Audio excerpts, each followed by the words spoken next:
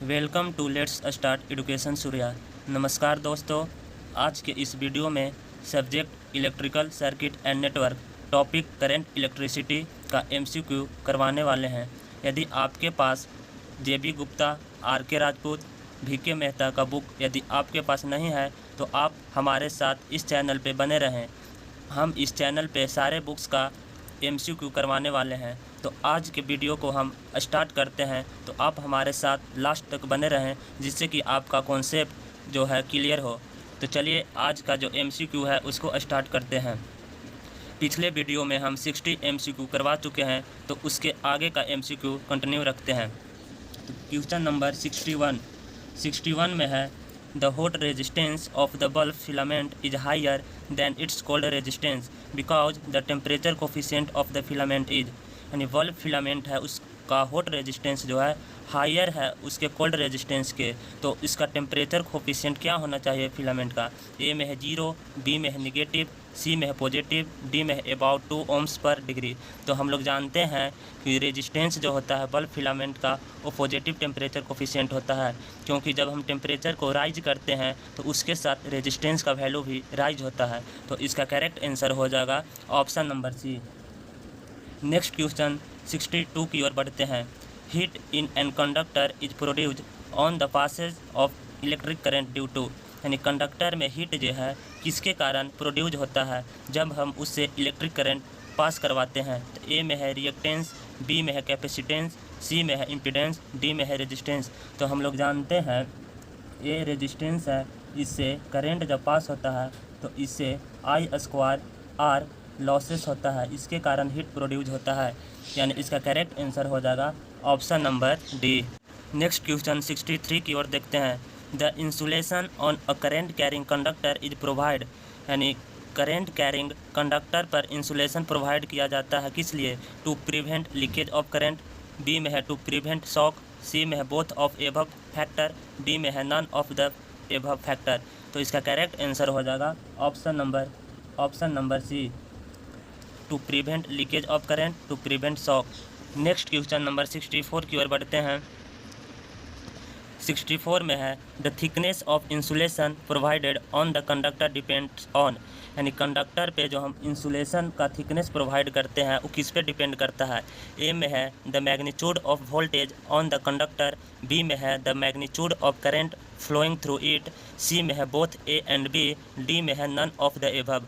तो हम लोग जानते हैं कि कंडक्टर पे जब हम इंसुलेशन का थिकनेस प्रोवाइड करते हैं तो वो वोल्टेज के मैग्नीट्यूड पे डिपेंड करता है, एंड इसका करेक्ट आंसर हो जाएगा option number A. Next question 65 की ओर बढ़ते हैं। विच of the flowing quantities remain the same in all part of a series circuit, कह रहा है सीरीज सर्किट के ऑल पार्ट में कौन सा जो वैल्यू है वो सेम होता है? तो ए में है वोल्टेज, बी में है करंट, सी में है पावर, डी में है रेजिस्टेंस।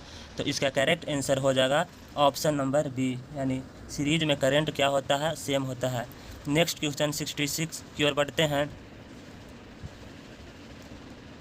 66 में है in the circuit shown in figure 1.11 if the resistance of battery is 0 and the resistance R is gradually increases, तो volt meter reading will be. तो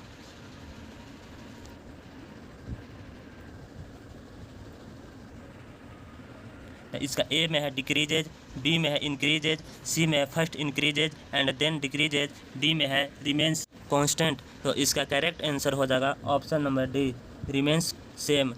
67 में है in the circuit shown in figure 1.1 if the battery has some finite resistance volt meter reading will be. A में है increases, B में है decreases, C में है first increases and then decreases, D में है रिमेन सेम। तो इसका करेक्ट आंसर हो जाएगा ऑप्शन नंबर ए, इंक्रीजेज। नेक्स्ट क्वेश्चन 68 की ओर बढ़ते हैं। 68 में है A 40 watt bulb is connected in series with a room heater. If now 40 watt bulb is replaced by 100 watt bulb, the heater output will A में है डिक्रीजेज, बी में है इंक्रीजेज, सी में है रिमेन सेम, डी में heater will burn out. जब हम लोग बल्ब जो है 40 वाट का है उसको रिप्लेस करते हैं 100 वाट बल्ब से, तो हीटर का आउटपुट क्या हो जाएगा? इसका करेक्ट आंसर हो जाएगा बी, इंक्रीजेज। नेक्स्ट क्वेश्चन 69 की ओर बढ़ते हैं। ए 500 वाट 220 volt bulb is supply with 110 volt, the power consumption by the bulb will be. यहाँ पे एक बल्ब है जिसका वाट है 500 वाट यानी पावर, और वोल्टेज है 220, और हम लोग सप्लाई जो है वो 110 वोल्ट दे रहे हैं। तो ये बल्ब जो है कितना पावर कंज्यूम करेगा। तो सबसे पहले यहाँ बल्ब का रेटिंग दिया है वोल्ट 220 वोल्ट और पावर दिया है 500 वाट। तो यहाँ से हम आर निकालेंगे, आर बराबर हो जाएगा यानी resistance V square by P. तो V का वैल्यू यहाँ दिया हुआ है, P का वैल्यू दिया है, यहाँ से रेजिस्टेंस निकाल देंगे, रेजिस्टेंस का वैल्यू निकल जाएगा। तो हम लोग जानते हैं P बराबर V square by R. V square हम लोग 220 नहीं लेंगे, कितना से हम लोग सप्लाई दे रहे हैं 110 वोल्ट, तो 110 वोल्ट का होल स्क्वायर हो जाएगा डिवाइडेड बाई आर, रेजिस्टेंस जो अभी निकालें उससे डिवाइड दे देंगे, तो जितना ये बल्ब पावर कंज्यूम करेगा वो आ जाएगा। तो इसका ऑप्शन में देखते हैं ऑप्शन कितना कितना दिया हुआ है। ऑप्शन में है स्लाइटली लेस देन 125 वाट, बी में है स्लाइटली ग्रेटर देन 125 वाट, सी में है एग्जैक्टली 125 वाट, डी में है 250 वाट। यदि आप इसका कैलकुलेशन करके निकालेंगे तो इसका करेक्ट आंसर जो आता है स्लाइटली ग्रेटर देन 125 वाट, यानी option number B is correct. Next question 70 की ओर बढ़ते हैं। 70 में क्या है, 70 में है in an electric kettle water boil in 10 minute, it is required to boil the boiler in 15 minutes using same supply means। A में है length of heating element should be decreases, B में है length of heating element should be increases, C में है length of heating element has no effect on heating of water, D में है none of the above. तो इसका correct answer हो जाएगा ए, यानी हीटिंग एलिमेंट का लेंथ जो है वो डिक्रीज हो जाएगा। क्वेश्चन नंबर 71 की ओर हम लोग बढ़ते हैं। 71 में है an electric filament bulb can be worked from, A में है डीसी सप्लाई ओनली, बी में एसी सप्लाई ओनली, सी में बैटरी सप्लाई ओनली, डी में ऑल एबव। यानी बल्ब का इलेक्ट्रिक फिलामेंट जो किस पे वर्क करता है, तो DC supply, AC supply, battery supply, यानी इसका करेक्ट आंसर हो जाएगा D, all of above. Next question 72 की ओर बढ़ते हैं। Resistance of A tungsten lamp fill in the blanks as applied voltage increases, A में है डिक्रीजेज, बी में है इंक्रीजेज, सी में है रिमेन सेम, डी में है नन ऑफ द एबव। तो इसका करेक्ट आंसर हो जाएगा option number B, increases. Next question 73 की ओर बढ़ते हैं। 73 में है electric current passing through the circuit produce, यानी सर्किट के थ्रू इलेक्ट्रिक करंट पास हो रहा है तो प्रोड्यूस करेगा। ए में है मैग्नेटिक इफेक्ट, बी में है लुमिनियस इफेक्ट, सी में थर्मल इफेक्ट, डी में केमिकल इफेक्ट, ई में ऑल एबव इफेक्ट। तो इसका करेक्ट आंसर हो जाएगा ई, ऑल एबव इफेक्ट, यानी मैग्नेटिक इफेक्ट भी प्रोड्यूस करेगा, लुमिनियस इफेक्ट भी प्रोड्यूस करेगा, थर्मल इफेक्ट भी करेगा और केमिकल इफेक्ट भी करेगा। नेक्स्ट क्वेश्चन 74 की ओर बढ़ते हैं। Resistance of a material always decreases if, कह रहा मटेरियल का रेजिस्टेंस जो है हमेशा डिक्रीजेज होता है कब, ए में temperature of material is decreases, B में temperature of material is increases, C में number of free electron available become more, D में none of above is correct. तो इसका करेक्ट आंसर हो जाएगा ऑप्शन नंबर सी, यानी number of free electron available become मोर हो जाएगा। तो इसका मटेरियल का रेजिस्टेंस है डिक्रीज हो जाएगा।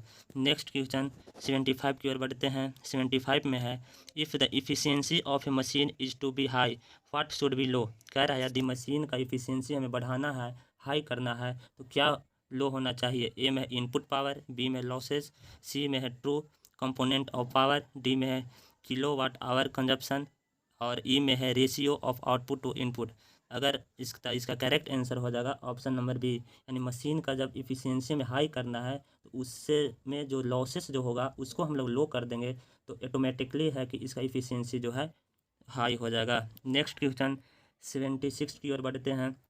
76 में है when electric current passes through a metallic conductor its temperature rises this is due to, A में है collision between conduction electron and atom और बी में है the release of conduction electrons from parent atoms और C में है mutual collision between metal atoms, D में है mutual collision between conducting element तो इलेक्ट्रॉन्स। तो इसका करेक्ट आंसर हो जाएगा option number A, option number A, collision between conduction electron and atom, यानी कंडक्शन इलेक्ट्रॉन्स एंड एटम के बीच जब कोलिजन होगा, टकराव होगा तो इस मेटेलिक कंडक्टर्स के थ्रू जो इलेक्ट्रिक करंट पासेस हो रहा है उसके कारण टेम्परेचर राइज हो जाएगा। नेक्स्ट क्वेश्चन नंबर 77 की ओर बढ़ते हैं।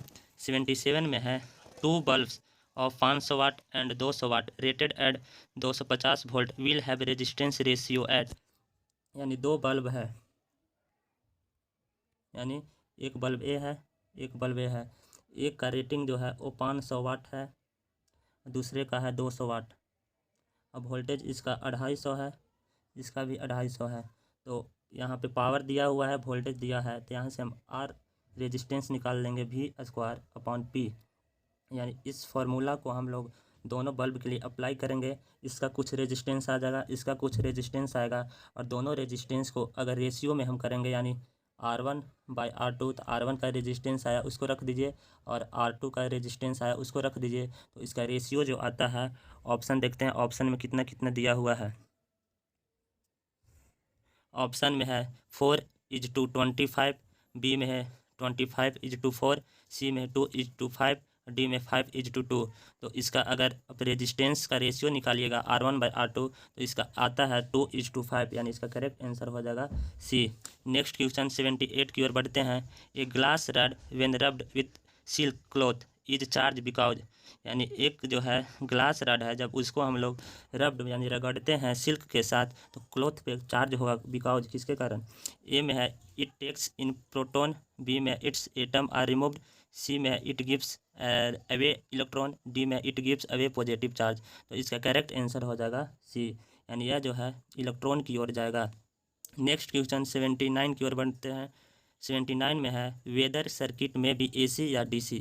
1. Following is most effective in reducing the magnitude of current, यानी कह रहा है या तो सर्किट AC हो या DC हो, तो निम्नलिखित में से कौन जो है वो करंट का मैग्नीट्यूड को रिड्यूस कर देगा। ए में है रिएक्टर, बी में है कैपेसिटर, सी में है इंडक्टर, डी में है रजिस्टर। तो इसका करेक्ट आंसर हो जाएगा ऑप्शन नंबर डी, यानी रजिस्टर। नेक्स्ट क्वेश्चन 80 की ओर बढ़ते हैं। 80 में क्या है, 80 में है it becomes more difficult to remove, कह रहा है कि यहाँ पे कौन जो है मोर डिफ़िकल्ट है रिमूव करने में। ए में any electron from the orbit, orbit से कोई भी इलेक्ट्रॉन निकालने में। बी में first electron from the orbit, मैंने ऑर्बिट से फर्स्ट इलेक्ट्रॉन निकालने में। सी में है second electron from the orbit, और डी में है third electron from the orbit. तो इसका करेक्ट आंसर जो हो जाएगा ऑप्शन नंबर डी, यानी ऑर्बिट से जो थर्ड इलेक्ट्रॉन है उसको निकालने में बहुत ही डिफ़िकल्टी होता है। नेक्स्ट क्वेश्चन नंबर 81 की ओर बढ़ते हैं। 81 में है when one leg of parallel circuit is open out the total current will. A में है रिड्यूस, बी में है इंक्रीज, सी में है डिक्रीज, डी में है बिकम जीरो। इसका करेक्ट आंसर हो जाएगा option number C, remain same, यानी पैरेलल सर्किट है, इसका अगर एक लेग जो है हम ओपन कर देते हैं तो इससे होकर करंट जो होता है वो सेम होता है, यानी option number C, remain same. Next question 83 की ओर बढ़ते हैं। 83 में है 2 lamp 100 watt and 40 watt are connected in series across 230 volt, which of the following statement is correct, यानी 2 लैम्प है 100 वाट का है और 40 वाट का है, दोनों जो है सीरीज में कनेक्टेड है 230 वोल्ट के अक्रॉस। तो कह रहे कौन सा स्टेटमेंट जो है करेक्ट है। ए में है 100 watt lamp will glow brighter, B में है 40 watt lamp will glow brighter, C में है both lamp will glow equally bright, D में है 40 वाट लैम्प विल फ्यूज। हम लोग जानते हैं कि जब हम बल्ब को सीरीज में कनेक्टेड करते हैं तो फर्स्ट वाला जो जिसका पावर रेटिंग जो है सबसे कम होता है वो ज़्यादा ग्लो करता है, यानी इसका करेक्ट आंसर हो जाएगा B, 40 watt lamp will glow bright. अगर इसी को अगर हम पैरेलल में कनेक्टेड करते हैं तो जिसका पावर रेटिंग हाई होता है वो ज़्यादा ग्लो करता है, तो इस क्वेश्चन के लिए इसका करेक्ट आंसर है बी। नेक्स्ट क्वेश्चन नंबर 84 की ओर बढ़ते हैं। Resistance of 220 volt 100 watt lamp will be, यानी पूछ रहा है रेजिस्टेंस एक लैम्प का है 220 वोल्ट और पावर दिया हुआ 100 वाट, तो रेजिस्टेंस का वैल्यू पूछ रहा है। तो हम आर बराबर जानते हैं V²/P, भी यानी वोल्टेज दिया हुआ है, पावर यहाँ दिया हुआ है, यहाँ पे आप रखिएगा तो इसका वैल्यू जो है आ जाएगा। ऑप्शन में देखते हैं ऑप्शन में कितना दिया हुआ है। ऑप्शन में है 4.84 ओम, बी में है 48.4 ओम, सी में है 484 ओम, डी में है 4840 ओम। तो अगर आप यहाँ से रेजिस्टेंस का वैल्यू निकालते हैं तो इसका रेजिस्टेंस का वैल्यू जो होता है 484 ओम आता है, यानी option number C is correct. Next question 84 की ओर 85 की ओर बढ़ते हैं। 85 में क्या है उसको देखते हैं।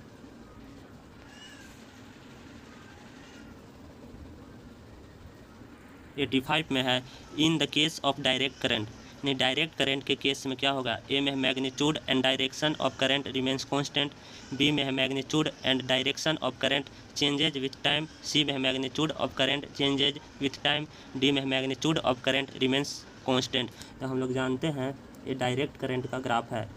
डायरेक्ट करंट का जो मैग्नीट्यूड जो होता है, मैग्नीट्यूड भी सेम होता है और डायरेक्शन भी होता है वो भी सेम होता है, हमेशा जो है कांस्टेंट होता है, इसमें कोई भी किसी भी तरह का फ्लक्चुएशन नहीं होता है, यानी इसका ऑप्शन ए जो है वो करेक्ट है। अगर यही एसी पूछता तो एसी जो है वो जो है टाइम के अनुसार चेंज होते रहता है, यानी इसका मैग्नीट्यूड और डायरेक्शन दोनों चेंज होता है, बट डायरेक्ट करंट का magnitude and direction always remains constant होता है। नेक्स्ट क्वेश्चन नंबर 86 की ओर बढ़ते हैं। 86 में क्या है, तो 86 में है when electric current passes through a bucket full of water lot of bubbling is observed, this suggests that the type of supply is, ए में है AC, बी में है DC, सी में है any of above two, D में है none of the above. तो इसका करेक्ट आंसर जो हो जाएगा B DC। Next question number हम 87 की ओर बढ़ते हैं। 87 में क्या है, resistance of carbon filament lamp fill in the blanks as the applied voltage increases. A में है इंक्रीजेज, बी में है डिक्रीजेज, सी में है रिमेन सेम, डी में है नन ऑफ द एबव। तो इसका करेक्ट आंसर हो जाएगा बी डिक्रीजेज। कार्बन फिलामेंट का रेजिस्टेंस लैंप जो है डिक्रीजेज होता है जब अप्लाइड वोल्टेज हम इंक्रीजेज करते हैं तब। नेक्स्ट क्वेश्चन नंबर 88 की ओर बढ़ते हैं। Bulb in street lighting are all connected in, यानी स्ट्रीट लाइटिंग में जो बल्ब जो है वो सारे कनेक्टेड होते हैं पैरेलल में, बी में सीरीज में, सी में सीरीज एंड पैरेलल, डी में इंड टू इंड। तो हम लोग जानते हैं स्ट्रीट लाइटिंग में जो बल्ब होता है वो कनेक्टेड होता है पैरेलल में, क्योंकि स्ट्रीट लाइट जो होता है यहाँ पे हो गया, यहाँ पे हो गया, लगा हुआ रहता है। अगर इस सीरीज में लगता है तो सारा के सारा इसमें हल्का की ओर वोल्टेज ड्रॉप होगा, इसमें वोल्टेज ड्रॉप होगा, तो इसका लाइटिंग जो है उसका लुमिनियस वो घट जाएगा, इसी कारण इसको हम लोग पैरेलल में कनेक्ट करते हैं। नेक्स्ट क्वेश्चन नंबर 89 की ओर बढ़ते हैं। 89 में क्या है, 89 में है for testing appliances the wattage of test lamp should be, A में वेरी लो, बी में लो, सी में हाई, डी में एनी हेलो। तो इसका करेक्ट आंसर हो जाएगा सी यानी हाई। नेक्स्ट क्वेश्चन नंबर 90 की ओर बढ़ते हैं। 90 में है switching off a lamp in house produce noise in the radio, this is because switching operation produce, यानी हाउस में लैम्प का स्विचिंग में नॉइज क्यों प्रोड्यूस होता है रेडियो में, because switching operation produce. A में है arc across separating contact, B में है mechanical noise of high intensity, C में है both mechanical noise and arc between contact, D में है नन ऑफ द एबव। यानी हाउस में जो स्विचिंग होता है लैंप के लिए उसको जब हम डिस्कनेक्ट करते हैं या कनेक्ट करते हैं तो उसके एक्रॉस जो होता है से एक आर्क प्रोड्यूस होता है या उससे एक मैकेनिकल नॉइज भी होता है, यानी इसका करेक्ट आंसर हो जाएगा सी। नेक्स्ट क्वेश्चन नंबर 91 की ओर बढ़ते हैं। 91 में है sparking occurs when a load is switched off because the circuit has high, A में है रेजिस्टेंस, बी में है इंडक्टेंस, सी में है कैपेसिटेंस, डी में है इम्पीडेंस। तो इसका करेक्ट आंसर हो जाएगा बी इंडक्टेंस, यानी इंडक्टेंस हाई होने के कारण करंट जो इसमें स्पार्किंग जो ऑकर होता है। नेक्स्ट क्वेश्चन नंबर हम 92 की ओर बढ़ते हैं। 92 में है copper wire of a certain length and resistance is drawn out to 3 times its length without change in volume, the new resistance of wire becomes, A में है 1/9 times, B में 3 times और C में है 9 times, D में unchanged. तो इसका correct answer हो जाएगा ऑप्शन नंबर सी यानी 9 times। नेक्स्ट क्वेश्चन 93 की ओर बढ़ते हैं। 93 में क्या है, 93 में है when resistance element of a heater fuse and then we reconnect if after removing a portion of it the power of the heater will, ए में है डिक्रीजेज, बी में है इंक्रीजेज, सी में है रिमेन कांस्टेंट, डी में none of the above. तो इसका correct answer हो जाएगा B increases. Next question number 94 की ओर बढ़ते हैं। A field of force can exist only between, A में है 2 मॉलिक्यूल्स, बी में है 2 आयंस, सी में है 2 एटम्स, डी में है 2 मेटल पार्टिकल। तो इसका आंसर हो जाएगा option number B 2 ions. Next question 95 की ओर बढ़ते हैं। A substance whose molecules consist of dissimilar atom is called, A में सेमीकंडक्टर, बी में सुपरकंडक्टर, सी में कंपाउंड, डी में है इंसुलेटर। कह रहा है एक सबस्टांस है जिसका मॉलिक्यूल्स जो है डिसिमिलर एटम से बना हुआ है, तो उससे हम लोग क्या कहते हैं, तो इसका करेक्ट आंसर हो जाएगा सी, कंपाउंड। नेक्स्ट क्वेश्चन नंबर 96 की ओर बढ़ते हैं। 96 में क्या है, तो 96 में है 1 माइक्रोवोल्ट इज, यानी 1 माइक्रोवोल्ट इक्वल टू कितना होता है, तो हम लोग जानते हैं माइक्रो का वैल्यू होता है 10⁻⁻⁶, यानी ऑप्शन देखते हैं क्या है। ए में है 1 गुने 10⁻³ वोल्ट, बी में है 1 इंटू 10⁻⁴ वोल्ट, सी में है 1 इंटू 10⁻⁵ वोल्ट, डी में है 1 इंटू 10⁻�6 वोल्ट। तो इसका करेक्ट आंसर हो जाएगा D, 1 into 10⁻�6 volt. Next question number 97 की ओर बढ़ते हैं। 97 में है विच of the following could be the value of resistivity of copper, यानी पूछ रहा है कि कॉपर का रेजिस्टिविटी कितना होता है निम्नलिखित में जो दिया हुआ है ऑप्शन उसमें। तो ए में है 1.72 गुने 10⁻⁴ ओम मीटर, बी में है 1.72 गुने 10⁻⁵ ओम मीटर, सी में है 1.72 गुने 10⁻�6 ओम मीटर, डी में है 1.72 गुने 10⁻⁸ ओम मीटर। तो इसका करेक्ट आंसर हो जाएगा डी, 1.72 गुने 10⁻⁸ ओम मीटर। हम लोग जानते हैं कॉपर का जो रेजिस्टिविटी होता है 1.73 गुने 10⁻⁸ ओम मीटर होता है। यदि आपको एल्युमिनियम का पूछ देता है तो एल्युमिनियम का होता है 2.83 गुने 10⁻⁸ ओम मीटर। तो यहाँ पे पूछा है कॉपर का रेजिस्टिविटी, तो इसका करेक्ट आंसर हो जाएगा डी। नेक्स्ट क्वेश्चन नंबर 98 की ओर बढ़ते हैं। 98 में क्या कह रहा है, 98 में है international ohm is defined in term of the resistance of, A में है कोलमन ऑफ मरकरी, बी में है a cube of carbon, C में है a cube of copper, D में है the unit length of wire. तो इसका करेक्ट आंसर हो जाएगा option number A. Next question 99 की ओर बढ़ते हैं।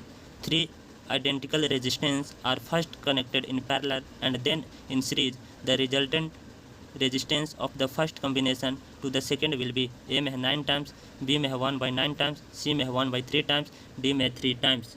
तो इसका करेक्ट आंसर हो जाएगा ऑप्शन नंबर बी, 1/9 टाइम्स। इसका रेजिस्टेंस हम निकालिएगा तो आर बराबर जो होता है रो L/A, इसे निकालिएगा। एक सीरीज के लिए है, एक बार पैरेलल के लिए है, दोनों को हम इक्वल मान के करेंगे तो इसका आता है रेजिस्टेंस का वैल्यू 1.9 टाइम्स होता है। नेक्स्ट क्वेश्चन नंबर हम 100 की ओर बढ़ते हैं। कह रहा है विच of the following relation is incorrect, कह रहा निम्नलिखित में से कौन सा रिलेशन जो है वो इनकरेक्ट है, यानी इनकरेक्ट कहने का मतलब गलत है। तो देखते हैं P बराबर VI होता है, बी में है P बराबर I²R, सी में है P बराबर V²/R, डी में है P बराबर V²/R। तो हम लोग जानते हैं P बराबर का होता है VI और V²/R I²/R। देखिए ये तीनों जो होता है पावर का फार्मूला होता है। तो देखिए इसमें से कौन सा जो है इनकरेक्ट है।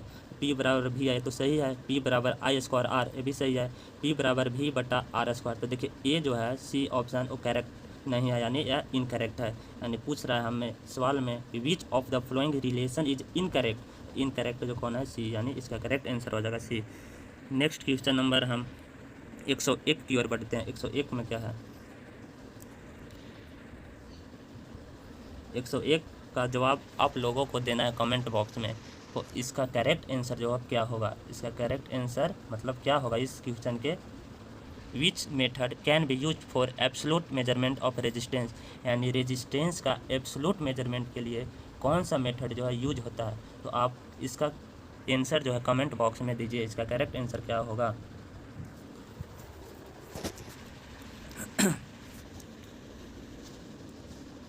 यदि आपको यह वीडियो पसंद आया होगा और आपके लिए इफ़ेक्टिव होगा, हेल्पफुल होगा, तो आप इस वीडियो को लाइक कर दीजिए और आप हमारे साथ कंटिन्यू बने रहें, क्योंकि इस चैनल पे हम सारा MCQ करवाने वाले हैं, RK राजपूत का, VK मेहता बुक का और JB गुप्ता बुक का। तो आप लोग बने रहिए हमारे साथ।